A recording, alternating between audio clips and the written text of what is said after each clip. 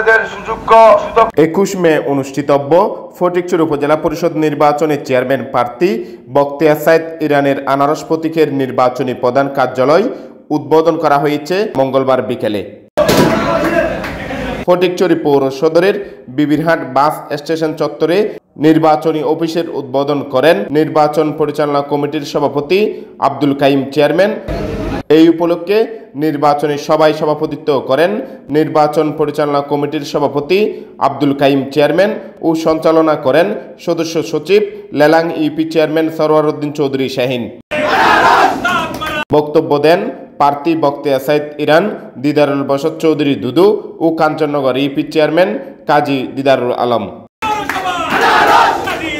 অতিথি ছিলেন বাগানবাজার ইউনিয়নের সাবেক চেয়ারম্যান রুস্তম আলী, মোহাম্মদ শামসুদ্দিন, আব্দুল কুদ্দুস, বুরহান আহমেদ, আনোয়ার পাশা মেম্বার, আবুল হাসান বাবুল, জিয়াউদ্দিন, মোহাম্মদ হোসেন, মাসুদ পারভেজ, গোলাপ মৌলা, মোহাম্মদ শাহজাহান, মহিনুদ্দিন, গিয়াসুদ্দিন, সাইফুল ইসলাম সাইফ, মোহাম্মদ মাসুদ, আবু মুসা, মোহাম্মদ ইকবাল, মোহাম্মদ মুনাফ, মোহাম্মদ আসিফ, আবু জাফর, শাহিদুল আলম, মাইনুল করিম শাওকি, মোহাম্মদ সুরুজ, জামাল উদ্দিন, রায়হান রূপু, সাজ্জাদুল আলম ও মোহাম্মদ রাসেল সহ আর অনেকেই।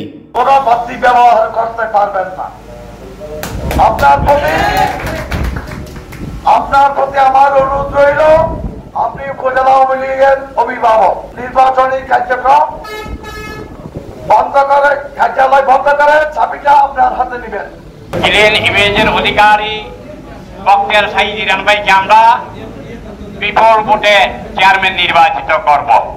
20টা ইউনিয়ন, 143টি সেন্টার, এই সেন্টার পরিচালনা করার জন্য ইউনিয়ন কমিটির মাধ্যমে আমরা যদি 2 দিনের মধ্যে আমাদের সেন্টারের কর্মী বাহিনীদের হাতে আমাদের নির্দেশনামা দিতে না পারি, আমাদের যে এজেন্ট হরম বিশেষ করে এবং সেখানে কর্মী বাহিনী যারা আমার মা বোনকে নিয়ে আসবে, ব্যালটের মাধ্যমে আনারস প্রতীকে বিজয়ী করে হবে।